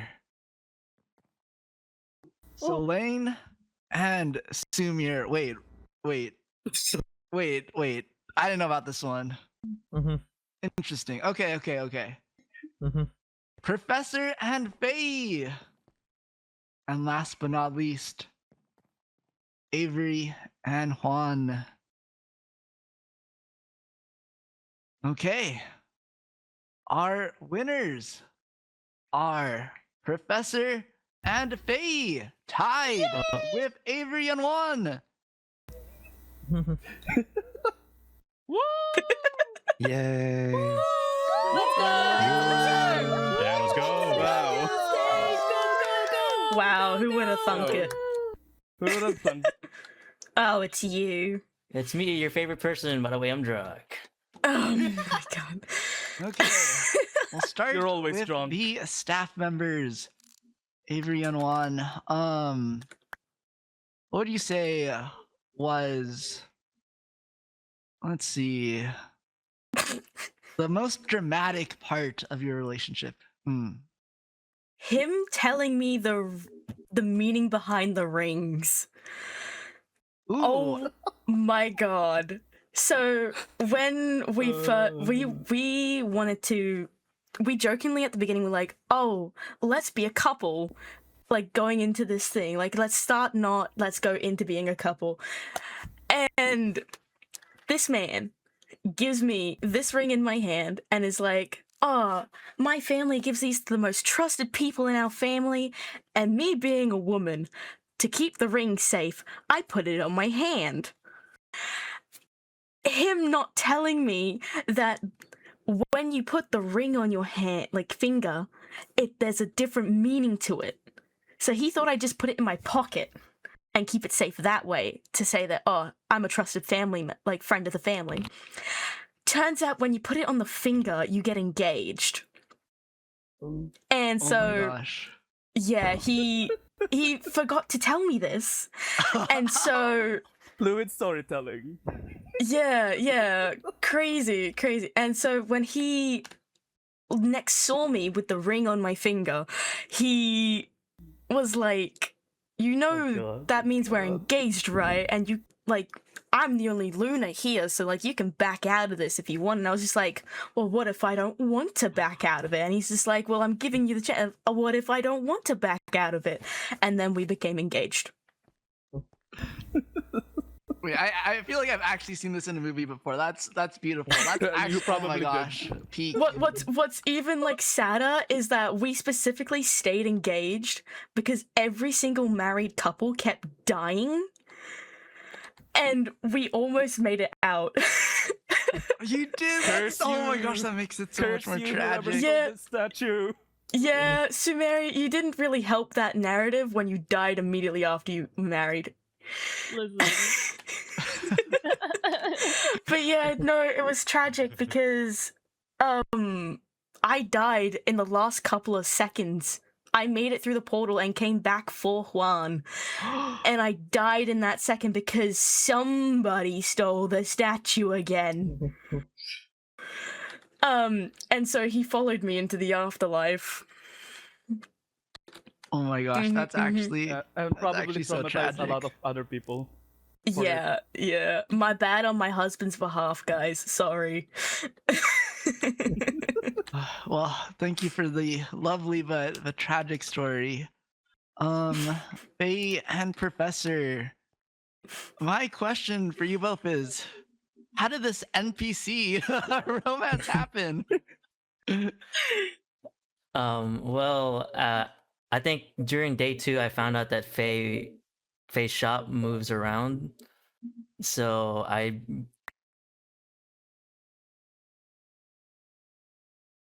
basically went up to, when I saw Faye again, I promised Faye that no matter where they would teleport, that I would find them, and it just kind of went from there. Yeah, that's pretty much it. It wasn't like, it was kind of just like spur of the moment. You know, it just kind of, we just saw where it went, just because we weren't planning it or anything. It just kind of happened. That's beautiful. I actually have a kind of funny story about Faye and Professor. They're having a very nice like scenic date. They're just sitting like over a cliff. And I was hard at work like fixing a puzzle or something when all of a sudden I get teleported right into their picnic.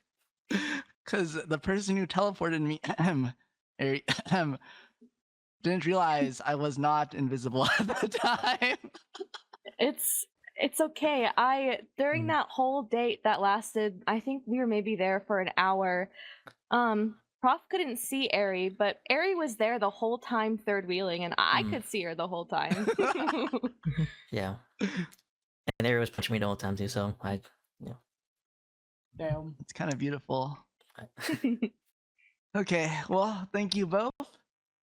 We shall move on to the last. Wait, not the last award. To the next award, which is Most Tragic Storyline. Our nominees are Miko, Selene, Arthur Pendragon / Petumbra / Ares Nanos / Fall of the Rosebuds, and Red and Atla. The winner of the Most Tragic Storyline is the Fall of the Rosebuds. Yeah! Damn. Does this mean Not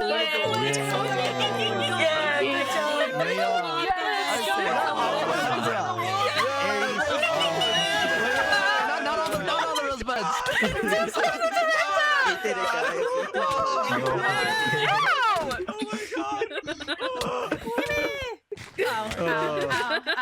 Okay. I'm so Only one Rosebud on stage, please. Arthur! Arthur stays on. Arthur stay on. Arthur stay on.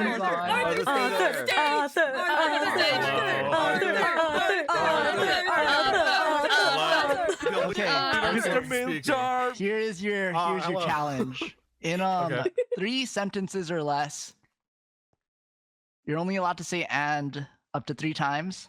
Oh, total. Recap your tragic storyline. Ooh, okay. So, Arthur Pendragon is a man who believed in trusting everybody. And, well, number one, that came to bite him back because there were people that he should have trusted that full on took advantage of that. And that led to his death with his best friend and his butler. So. Okay. Actually, I think I need a little more. Okay. Sorry, I'm kind of invested now. Okay. Okay. So how did things lead up to a whole death? So out of character, on the first build day, Lena messaged me and said, "Hey, I got a freaking baller idea." And I was like, "Ooh, do tell." And so we planned my death for the day before the last day. And on the day that we're going through with it, Pat dies, and I'm staring at this out of character going, "Oh no." Like, what am I gonna do now? And so I end up going through with it because I know Lena has built this entire like underground lab thing, and I was like, I can't back out of this. And I didn't tell Ares about this at all. And so when I died, Ares' reaction is completely genuine. Shush! Call out post. Cry baby. And so that was a Leave me whole thing. alone. But yeah, turns out if you trust the Mafia, they lie to you. If you trust a living doll, they lie to you. And if you trust Aster, she lies to you.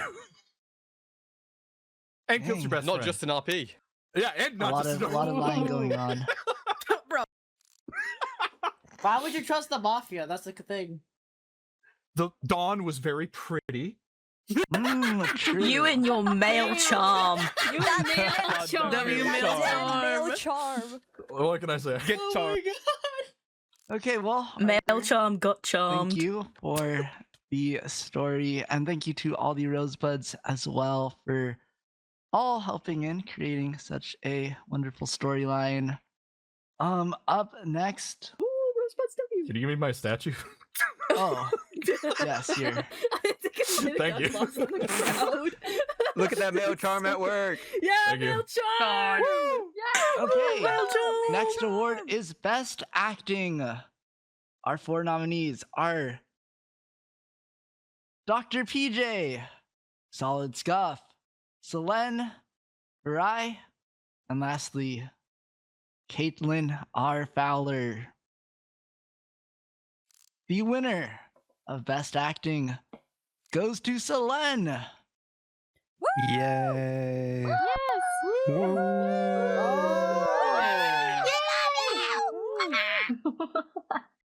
I don't have any room for this. You can have these. Thank you for the cyan terracotta. Okay, my question for you is what tips do you have to be such a good actor / kind of role player in these kind of events? Oh man, there's a lot that goes into it. I don't have any sort of like formal training or experience. I always wanted to be a theater kid, but I never had the courage to get up on stage. But I think that at the heart of it is to just really invest in it. Just believe in what you're doing and really love what you're creating and trust in other people to carry you along the way, because it's a dance. And thankfully I had a lot of special people here that helped me create something really special. And I appreciate you guys for that. So thank you.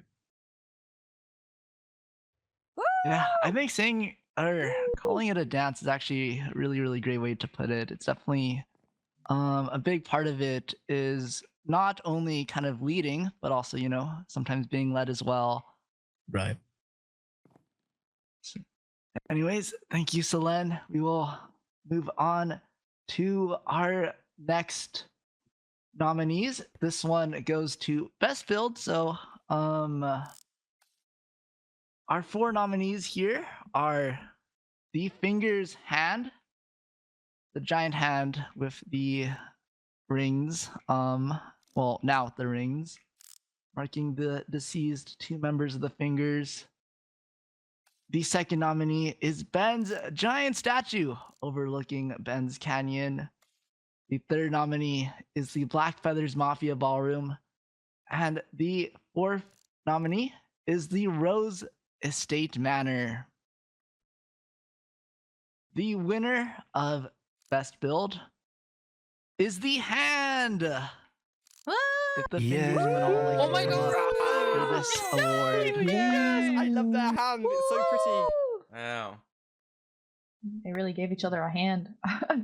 Okay. What are hands? As kind of leader of the Fingers, how did you come up with that build idea? Well, okay, you can thank first of all Akane for choosing to want to build a hand in the first place. He did not want to build anything, by the way. He did not want to build a base. Originally I wanted to just build have a little bunker underground or something, but we decided on a hand. It was I mean, to be honest, we found like a schematic of a hand that we tried to build a hand ourselves. It was bad. It was so chopped. But we found one online. We touched it up and updated it for this event. I think it turned out really well. You two stop. So not fully handmade, but still a very, very lovely The build. rings were handmade. Ow! Yes, and I built the whole Okay. thing. I was the only one who built it. Okay, that's Unlike not these true. lazy Up bums. next That's not is true. That's not Best true. That's not true. Civilization / group build. Our 4 nominees are the Fingers, the Black Feather Mafia, Fenisland, and the Rosebuds. And the winner of Best Overall Group Build is the Rosebuds. Oh my Good job, Rosebuds. I'm not running down there again. We can beat up the stage. Yeah, that's too many. I'm being smart this time. I'm not Let them running have there it, again. Bill. Do you want to say something about this stuff? Yeah? What do you want me? Want you, Acer? You? Me? I mean, I would like to say, I mean, am I allowed to be up here? I mean, I can sit back down if you want. Oh no, I mean, I don't care either way. I mean, we did contribute in some. Stop way. flirting. We both can. We're not flirting. Kiss already. A little bit. Yeah. Okay, I guess Acer, if you want to go first, what kind of inspired that build? A lot of roses. We made a whole Pinterest board. We worked together with a lot of people. We had a private building server that we used to build a lot of the builds that we had done. We spent a lot of hours of leading up to the gala, like building together. It was really fun. I would like to mention, because this is kind of funny, in the last SMP that VSiv hosted, V Island, I also won the best build technically, because I was there, the director slash main, I was like the main builder for the fish church as well, and then we won the rosebuds here, so kind of funny how that happens. But Boom here is the main builder who took charge and canonically and stuff, and yeah, you go on. So yeah, to those who don't know, I know I don't look like it now, but I played Namuri Tomorrow, the head builder and the sooner or later fill-in leader for the Rosebuds. But yeah, it was nice to be able to get into like an essentials world and work together in order to create like even like stuff that we weren't able to put in, unfortunately, because we had a lot of ideas and a lot of schematics. A lot. And I'm very happy that I got to figure out the schematic stuff, because oh boy was that a little tricky, especially getting the transparency, like learning that was fun. But yeah, big shout out to everyone of the Rosebuds that joined us in putting those builds together in our essentials world and pitching ideas. It's been an absolute honor to be able to have y'all on the team, and you as well, Aster, of course. And yeah, we just had a grand old time, like putting the builds together, getting the schematics, and actually making it a reality in the world. So yeah. Wow, I would say knowing that you had even more planned is pretty crazy. Just seeing how amazing and elaborate the existing base of the Rosebuds is. Highly recommend checking it out if anyone has not been there yet. Yeah. As well as honestly, We do just also have all a the cemetery builds. of everyone's graves. Oh yeah, that too. Yeah, we also have the cemetery of everyone's graves. Some of them are blown up though. I well, fixed it them did all. blow Don't up. worry. That's the thing. WOV. Okay, well, thank you, Rosebuds. Thank you. Up next, we have the Hero Award going to whoever was voted the most heroic of VGala. Lots of nominees for this one. Our 4 final nominees go to Ellie, Scruffy, Selene, and Leon Needus. Fun fact, Leon actually DM'd me before this event started and asked if Leon Need Ass was appropriate, and I said no. Anyways, the winner is Leon Needus. Oh my god, Yeah. Let's go. Wait, I gotta tell So him W this. Leon, for those of you who don't know Leon, he helped lead the first submarine expedition and also was one of the Riftwalkers, one of the OGs of the Black Swan world. Isn't he the one who abandoned me? Yes, some can definitely see it that way. Let's go! Perhaps a potentially controversial award. But anyways, W Leon. Next up is the Villain Award. The 4 nominees for biggest villain: Nash Nougat, Caitlin R. Fowler, Dorothy Chanel, and Inti. And the winner of biggest villain of VGala is Caitlin R. Fowler. Let's go,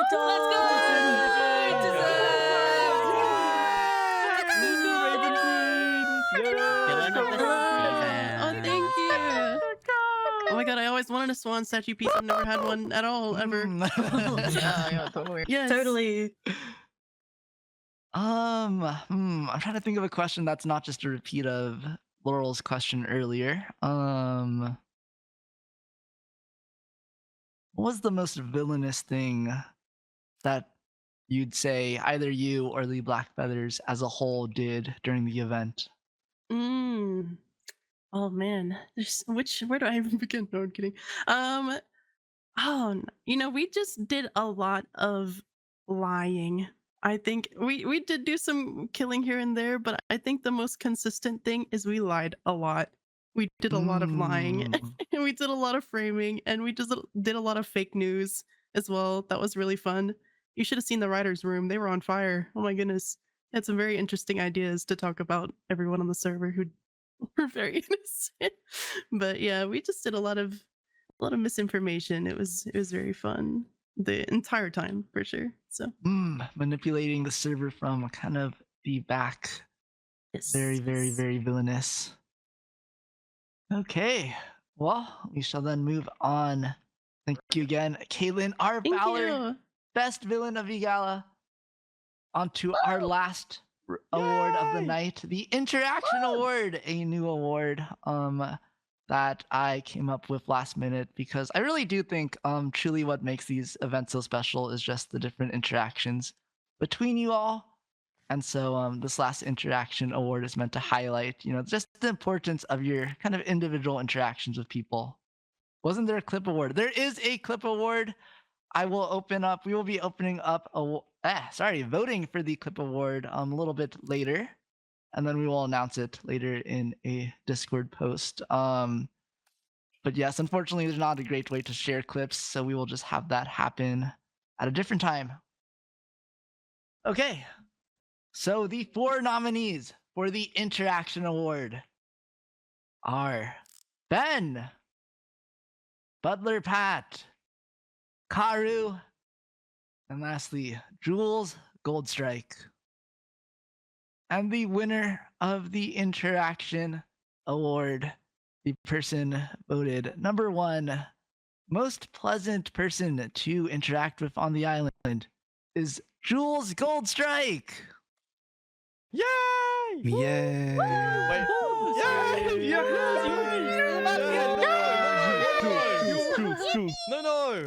No. Yippee, Jules! We love Jules! No. She's not here. Oh dang. Okay. Wasn't she just here? Yeah, I think she Jules was. Goldstrike. She crashed. Her game crashed. Oh damn, that sucks. Well, I'll take the time to say that Jules Goldstrike was a very beloved member of VGala, and it's a shame that it appears that she's no longer with us. R.I.P. Jules Goldstrike. Hopefully she returns. Hey, yo. She's not dead. But truly, thank you all. I do want to say that we had many people nominated for the Interaction Award. Not only was the winner very close, but just the nominees themselves were all very close. So thank you all for truly being all such great people to interact with, which kind of brings us to the next kind of and final feature of Goodbye Day, which is my farewell speech to you all. Before that though, can we get one last round of applause and cheers for all the winners of the awards?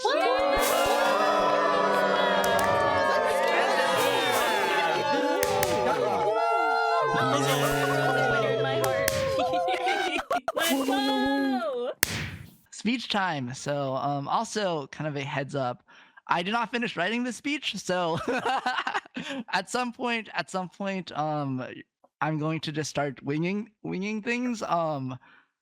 You get like 2 bonus points if you if you notice like the exact word where I go from scripted speech to like I'm just like saying things. Okay. First off, thank you again to everyone for making this event what it is. I'm probably a broken record at this point, but truly this event would not have been so special if it weren't for all of you. With 300 players, as much as we wanted to and as much as we tried, it's unfortunately not possible for us to be able to involve everyone in the kind of quote-unquote main story of the event. And so, as good as I hope the setting we provided was, I think what truly made this event so special were really just the individual groups and stories that you all created yourselves. Thank you for making this world truly come alive. And I really hope each and every one of you can feel proud of what you've accomplished during this event.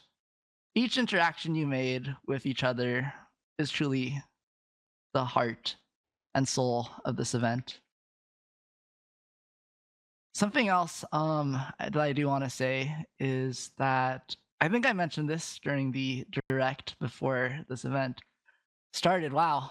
I don't know. It's just kind of weird just thinking like I had a whole direct for this. But I mentioned during the direct that VGala would be extremely experimental, and it was an extremely experimental event. This is a Civ event, but it's also a roleplay event, and that's not always a combination you'll see together. There's many Civ events and there's many roleplay events, but there's not that many super roleplay focused, roleplay heavy civilization events. And so that already made this event very unique. Additionally, we made a lot of changes from our first event, V Island. We increased the roleplay level to at a kind of noticeable level. We created a much more structured storyline compared to V Island, which low-key did not have a storyline. And we also tried a lot of new and complicated things as well. We had more complicated structures. We had a whole escape room in the submarine airlock. We had a whole mini episode, kind of side feature, which was Club Sacrifice. A lot of new things that we kind of hadn't tried before that we weren't sure if it would work out. So thank you all for kind of being the guinea pigs for everything. And I do hope you all were able to enjoy the experience. Kind of the last thing I will talk about is the future of VCiv, and that's very much related to kind of what I just discussed.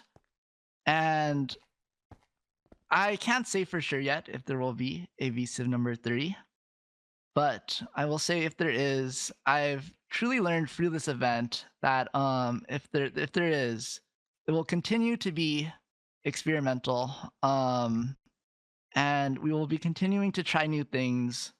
And I hope you all can look forward to that. If there is a VCiv 3, it won't be like V Island, but it also won't be like VGala. It'll be its own new thing. And I think any future events as well will continue to just kind of innovate and experiment with kind of Minecraft as a way to tell a story together. We may, eventually go back to some of the original formats, something more free form and less structured like V Island, or maybe something just as scripted. I don't think scripted is the right word, but just as structured as VGala. But regardless, I hope you continue to support VCiv. It be.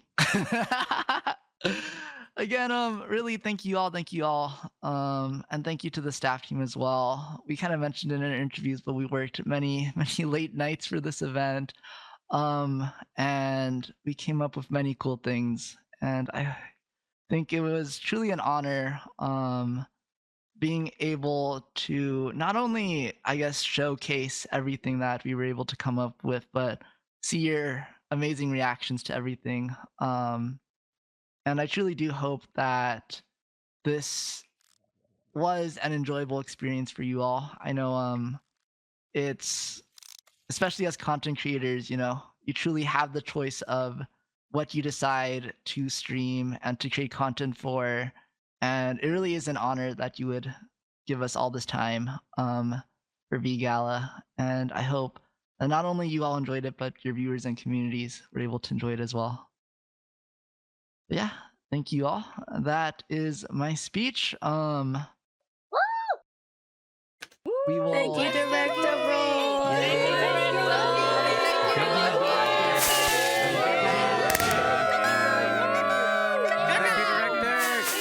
Maybe tomorrow.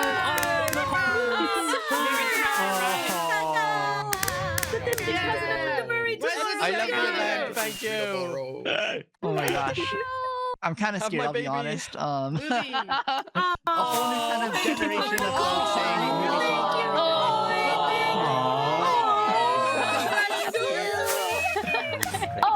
That's so cute.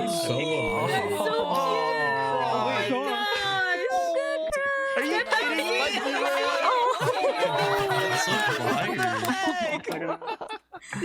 Oh, that's cute. Oh, I'm actually gonna cry. Oh my god. Oh my god. We're crying in the club. Oh, right now. did you We're shoot it? crying in the club. God damn it, I'm gonna cry. Oh, That is so cute. Oh, you guys can't see it right now because I'm not streaming, but like if I was, my model would be how it always looks like when I'm streaming and super locked in, just like mouth wide open.